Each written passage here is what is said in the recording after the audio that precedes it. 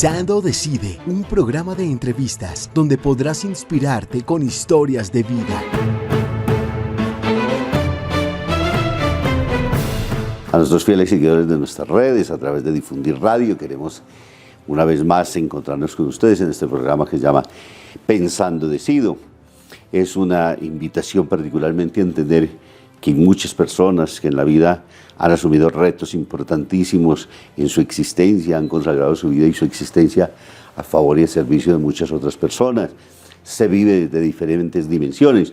Hoy nos queremos encontrar con Monseñor Francisco Antonio Nieto Súa, obispo de la diócesis de Engativá, una persona que ha cargado fuertemente sobre sus espaldas la consolidación de esta diócesis y está celebrando 20 años, pero ha tenido un trabajo pastoral importantísimo en la arquidiócesis de Bogotá y en zonas de misión también en un territorio bastante difícil y exigente también desde el punto de vista pastoral. Nos alegra inmensamente poder tener en estos micrófonos en este día a Monseñor Francisco Antonio Nieto, que nos cuente de su historia, de su vocación, de su compromiso y particularmente de esta amada diócesis a la cual le ha consagrado su vida, pero particularmente su enfermedad que él ha sufrido con muchísimo valor y entusiasmo, dándonos un testimonio muy grande de fe y en la vida episcopal. Monseñor, muy buenas. Gracias, Padre Antonio. Pues yo creo que usted está hoy muy generoso con sus palabras. Aquí tienes a un curita que Dios lo llamó para que acompañara a los otros curitas y lo llamamos obispo. Esa es la función, es el que camina según la misma etimología de la palabra. Obispo es el que camina adelante, y el Papa nos ha dicho y repetido que el obispo debe ir adelante, en medio y atrás. Pero cargando la cruz, ¿no? Entonces le toca asumirla con toda la exigencia y la responsabilidad de lo que eso significa también, ¿no? Y más en tiempos tan difíciles y tan retantes como los nuestros, ¿no? Y en una ciudad inmensa, porque Suba, Engativá, es una diócesis muy grande, con un peso pastoral bastante fuerte. Sí, es verdad, pues es la quinta diócesis en número de habitantes en el país. Y lógicamente, pues tener 2 millones de habitantes, porque católicos pueden ser el 70%, ya con eso tenemos para distraernos, dicen los niños por allí. Realmente ha sido bien interesante el trabajo en esta diócesis. Después de haberme formado en el seminario de Bogotá, pues de alguna forma ya tenía un conocimiento acá, porque en mis años de seminarista pues también tuve la posibilidad de venir por estos sectores. Mi primer trabajo en la arquidiócesis de Bogotá fue muy misionero. En esa época pues realmente todo Ciudad Bolívar era pura misión, y allí estuve el primer año de mi trabajo como sacerdote, lo realicé allí. Luego en diversos sitios, especialmente en el sur, hasta que un día se le ocurrió al cardenal Muñoz Duque enviarme a Roma para estudiar. Allí hice una especialización, hice un magíster en Historia de la Iglesia, y luego pues vine a trabajar especialmente en el seminario y en algunas universidades, trabajando con ese tema de la historia universal, pero fundamentalmente historia de la Iglesia Católica. La verdad es que ha sido una experiencia maravillosa. Incluso siendo obispo auxiliar todavía dictaba clases, pero nos dimos cuenta que no, que había que dejar las clases porque no se alcanzaba. A combinar tanto esfuerzo y tanto trabajo pastoral con la cátedra. Es verdad. Y pues, ¿qué le digo? Ya que estamos especialmente reconociendo la labor de ustedes aquí en la diócesis en los 20 años. Usted llegó primero que la diócesis.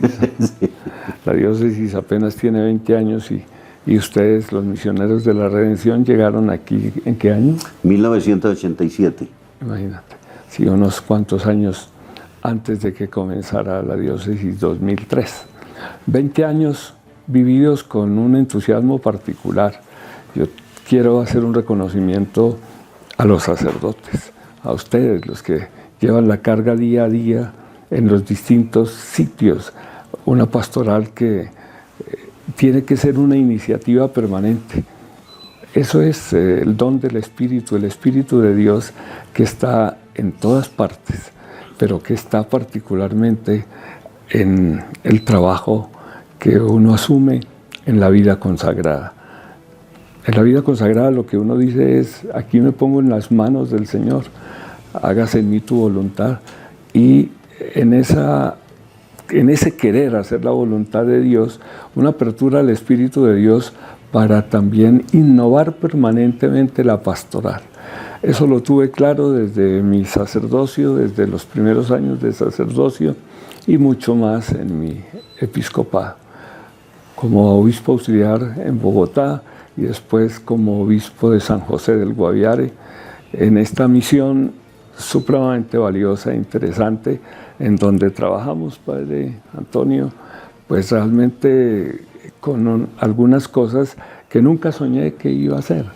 Uno estudiando en Bogotá y criado aquí casi toda la vida en Bogotá, pues realmente me sirvió haber tenido los primeros años de vida hasta los 11 años que estuve en un pueblecito del norte de Boyacá, en Panqueva, y allí pues aprendí cosas que en la misión me sirvieron, como montar a caballo, como aprender a manejar un tractor y cosas por el estilo. Después allí en la misión pues me tocó montar a caballo muchísimas veces, manejar el tractor en las finquitas que tenía la diócesis también, arriar ganado en moto. Ajá.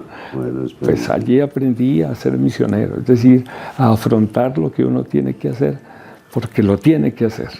Y lo tiene que hacer con ese sentido de cariño, de alegría, de aprendizaje y al mismo tiempo de acompañamiento a tantas personas que realizan también ese trabajo misionero. Allí aprendí también con las Lauritas, con las hermanas misioneras del Espíritu Santo. Realmente toda mi vida ha sido un aprendizaje y me voy a ir seguramente y todavía sé que hay un campo por aprender muy grande. Pero bueno, hemos tratado en ese aprendizaje de responder también con lo que el Señor me encargó. ¿Qué retos pastorales tuvo en San José del Guaviare, Monseñor, conociendo ese territorio, las dificultades que presentan? Los tiempos suyos eran tiempos también muy difíciles. No es que hayan variado muchísimo hoy de todas formas en términos de lo político, pero hay situaciones muy... Y que eso de alguna manera también tensiona mucho todo el servicio pastoral con los sacerdotes que prestan servicios en esa zona tan conflictiva, como decía, tan dispersa, porque no es una cosa fácil. Usted hablaba ahora del caballo, seguramente que las lanchas también fueron sus amigas, claro, para poder llegar a muchos territorios donde le tocó permanecer en medio de situaciones, digámoslo, de misionero real, con morral para dormir y quedarse allí en esos espacios, Monseñor. Sí, muchas veces teníamos que dormir en donde antes había habido un sitio para procesar coca. Ajá. O a un sitio donde se habían quedado los paramilitares o los guerrilleros o el ejército, porque pues nosotros no teníamos espacios en esos lugares y si se limitaba a uno ir a la parroquia era limitarse, porque la parroquia simplemente era el centro de difusión de la labor misionera del sacerdote, pero él mismo se quedaba muy poco en ese sitio porque los espacios eran muy grandes, parroquias de 1.500 kilómetros de extensión. Entonces, imposible decir que todo estaba hecho y el obispo tenía que, como usted decía, pues tomar la lancha, ir al lugar y después tomar el caballo o lo que fuera y ir visitando particularmente las pequeñas comunidades que eran pues realmente personas que estaban, por decirlo de alguna forma, todavía con ese sentido de la conquista del territorio, de apoderarse de un territorio, de ponerlo a su servicio, de hacer que esos terrenos también pudieran producir. Y como fue una realidad que todavía hoy conocemos que existe, especialmente la coca fue el sustento de muchísimas familias. Las familias si iban vamos a suponer, a sembrar plátano, cuando salía la cosecha, valía mucho más el transporte, muchísimo más que lo que le iban a dar por los racimos de plátano. Cierto. Entonces, ¿qué hacían?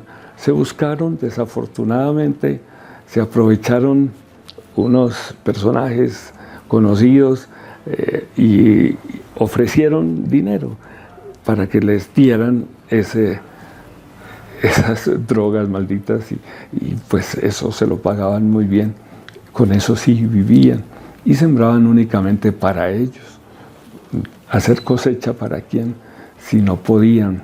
El sacar en la lancha por el costo, repito, del transporte era imposible. Y no había carreteras. Las carreteras realmente, hasta en este momento, me ha alegrado saber de algunas conexiones que ya han hecho allí en el territorio de la diócesis de San José del Guaviare, y ya los carros que llegan incluso a lugares que en esa época no llegaban todavía. Estoy hablando, pues, no de mucho tiempo atrás, pero sí, 2011 yo estuve allí. Bueno, Monseñor, y dando un salto en el tiempo y ubicándonos en este reto pastoral que usted llegó aquí, con un plan pastoral maravilloso, usted llegó con ese sentido solidario, comprometido, que vivió en el sur de la ciudad y conoció la pobreza más grande de todo, y usted llegó aquí a implementar un plan pastoral centrado particularmente en la ciudad de la misericordia, es decir, una ciudad que pues ya no ve sino calles, que hay pocos espacios inclusive para construir los lugares de culto, pero que se encarna particularmente, y usted ha trabajado durante todo el tiempo con su equipo pastoral, con los sacerdotes dentro de la diócesis, en hacer que se encarne la misericordia.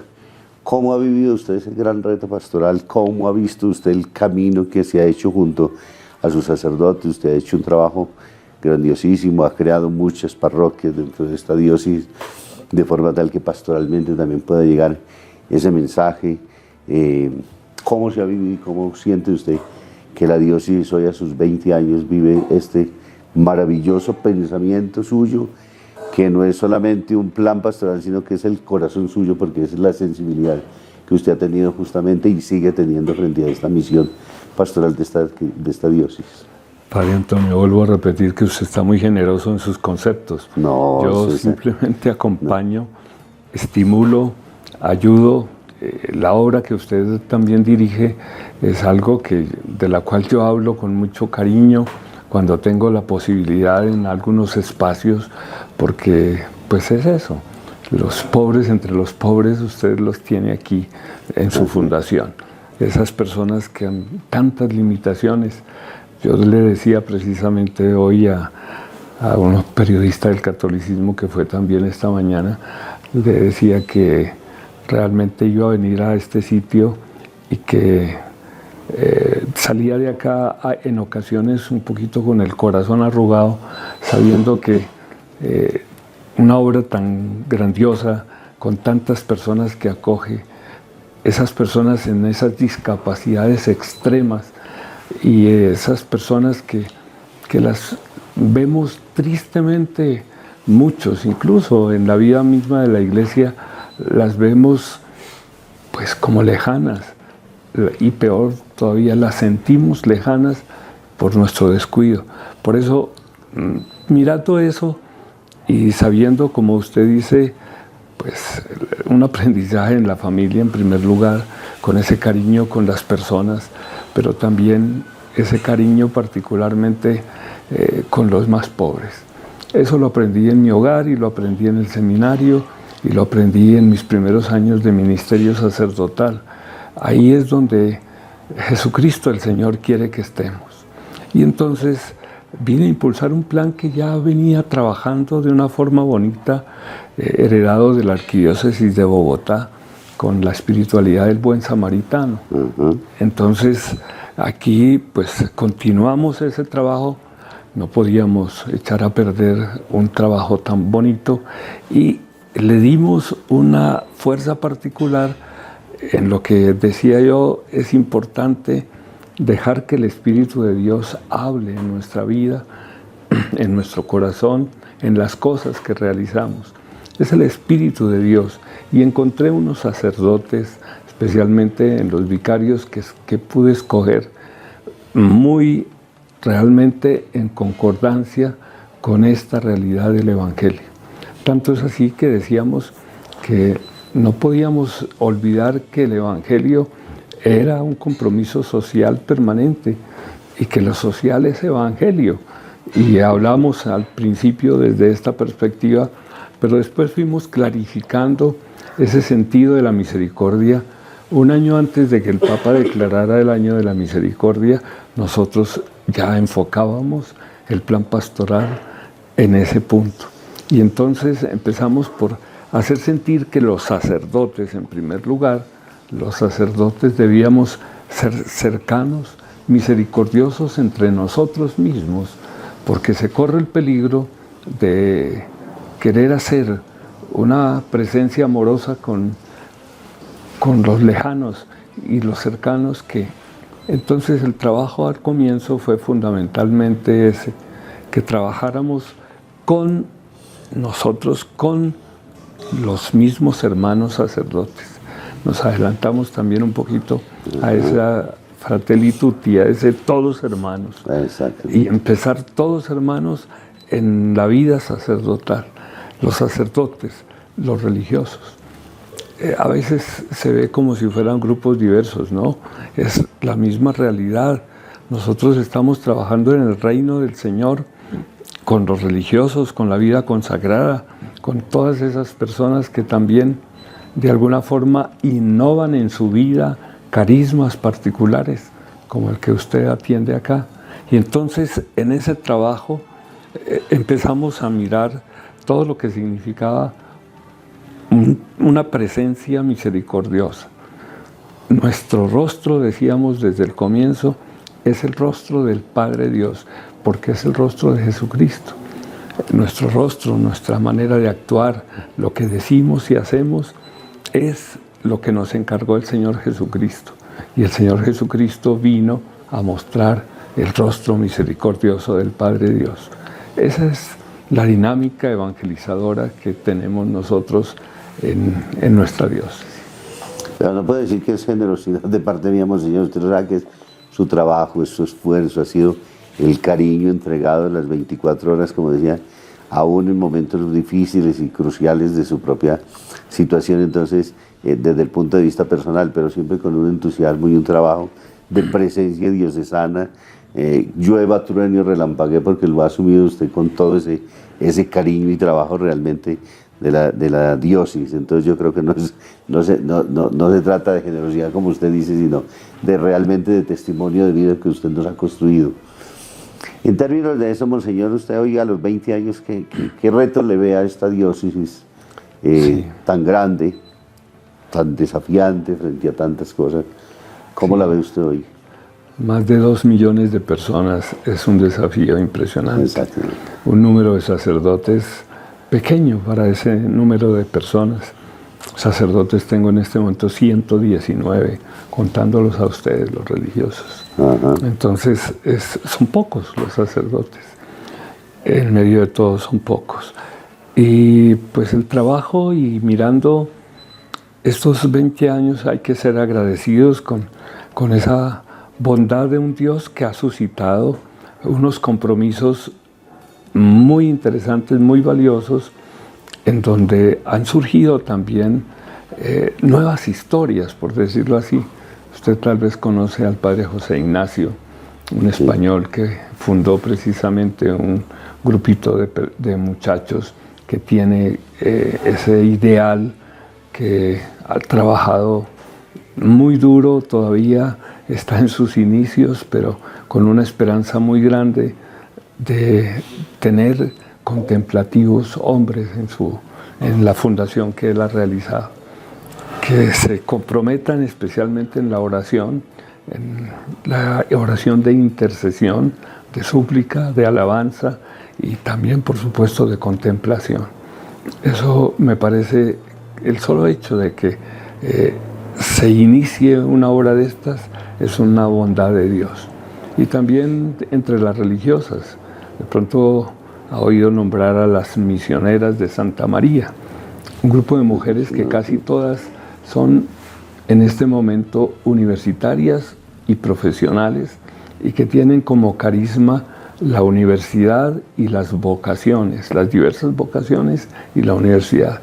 Es un grupo de 11 mujeres entre los 18 y los 35 años, muy comprometidas en la evangelización con ese carisma. Vamos a anunciar a Jesucristo en la universidad y vamos a anunciar a Jesucristo particularmente en las personas que sientan la vocación.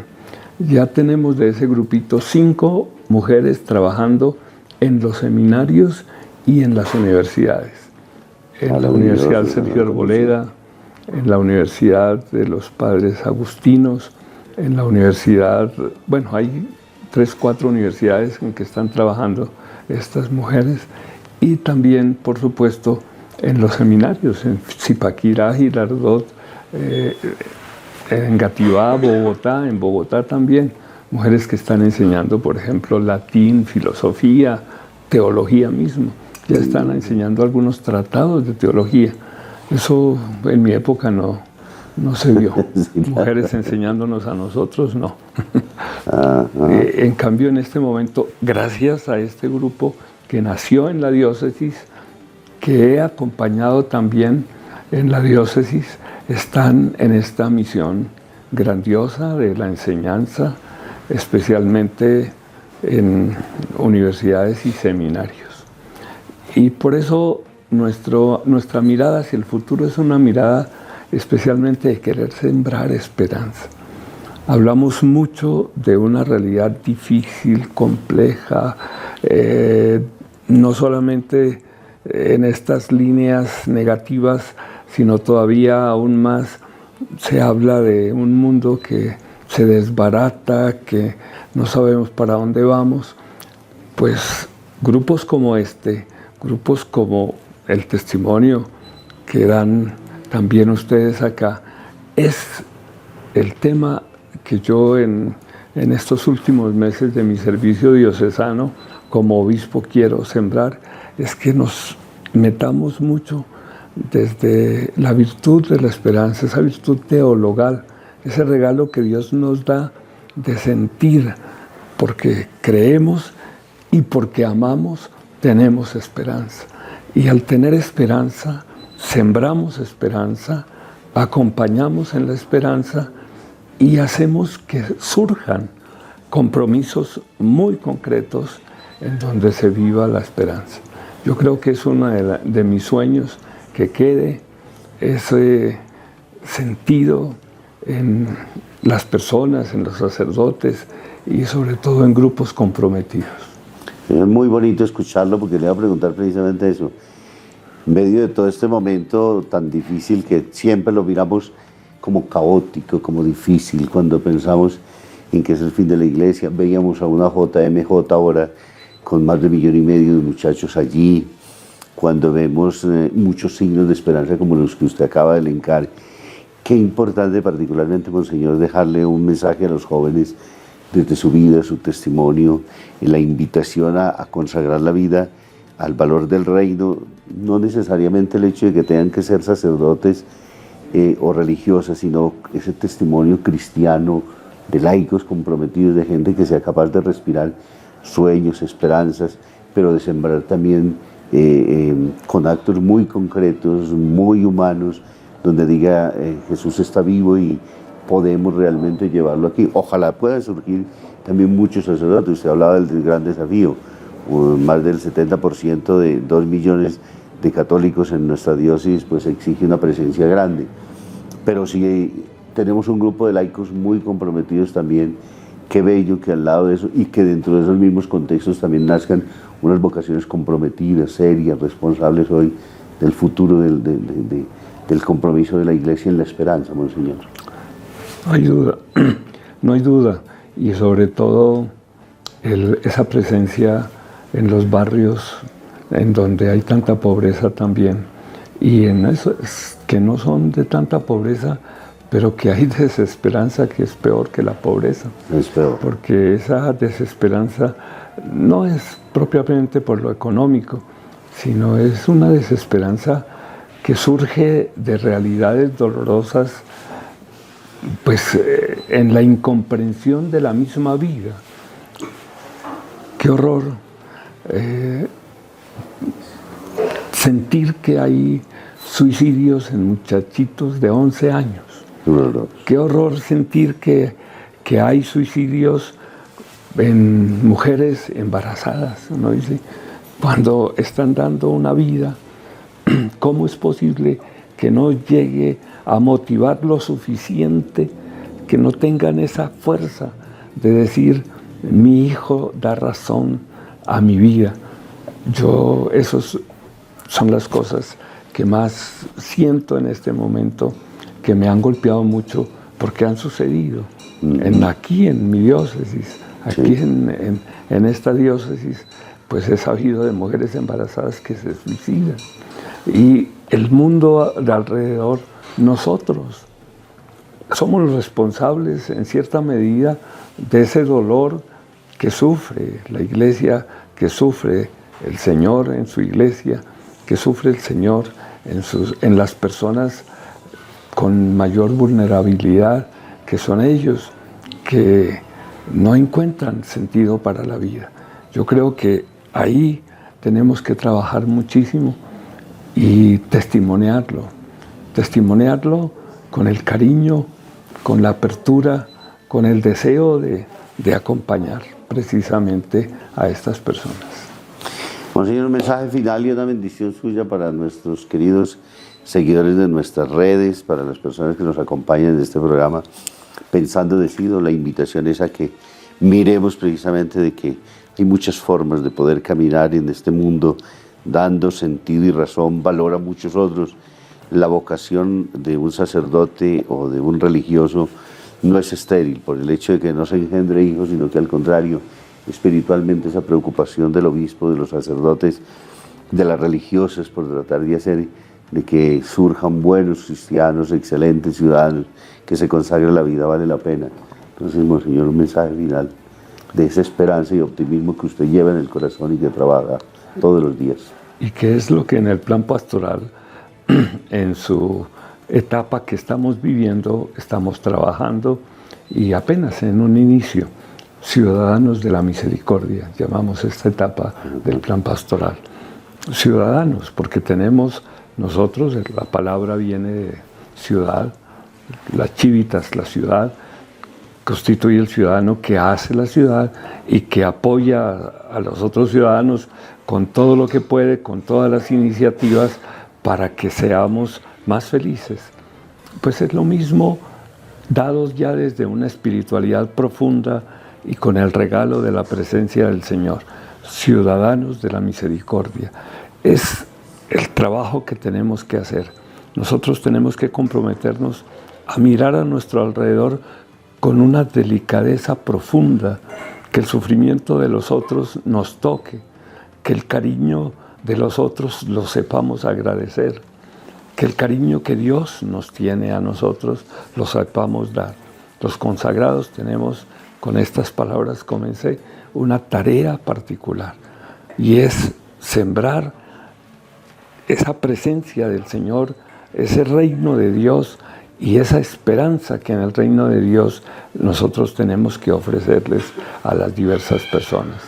Por eso, con alegría, dentro de esta limitación de mi enfermedad, pues ahora por eso quizás no había venido en los últimos meses mucho, porque me cuesta un poco. Y lo hemos extrañado muchísimo, Monseñor, porque aquí el afecto de los misioneros por ustedes es grande. Muchas gracias. Y la verdad es que quiero dejar esta bendición para ustedes particularmente, pero también para todos los que los escuchan a través de estas redes. Usted sabe que creamos una parroquia que precisamente tiene como piedra fundamental pues al Señor, es cierto, en la iglesia pues a la vida consagrada, pero también a lo que el mundo ha creado en este momento. La parroquia de San Lucas en todo lo que es Titán Plaza y todos estos centros comerciales y en estos sitios de apartamentos en donde quizás es tan difícil llegar porque no se tienen espacios. Ojalá tuviéramos espacios para crear, pero conseguimos uno de esos locales comerciales pequeño, un localito para que desde allí, a través de los medios, allí también hacemos grabaciones y desde allí un sacerdote con el equipo de las personas que lo ayudan, que son especialmente universitarios, difundimos toda la enseñanza, toda la evangelización, todo el anuncio de Jesucristo desde allí en otros medios que en la época o en otras épocas no se tenían, pero lo tenemos ahora y estamos aprendiendo, porque eso sí, todavía nos falta muchísimo, pero estamos aprendiendo a construir el reino de Dios a través de estos medios de comunicación y todo lo que nos ofrece en este momento Instagram y todos los medios. Me alegró muchísimo que llegó el párroco nuevo que está diciendo que está pensando en realizar un podcast al menos semanal para que llegue con más profundidad el mensaje. Eso lo tenemos que hacer. Maravilloso. Por eso quiero que la bendición siembre esta ilusión también y esta esperanza. El Señor esté con todos ustedes. Y con su espíritu. Y que la bendición de Dios Omnipotente, Padre, Hijo y Espíritu Santo, descienda sobre todos nosotros y nos acompañe siempre. Amén. Monseñor, infinitamente agradecido de que haya estado aquí, regalarnos su tiempo y particularmente seguirnos animando a saber que debemos seguir siendo ciudadanos de la misericordia en esta ciudad. Sí, Señor. Gracias. Gracias a usted.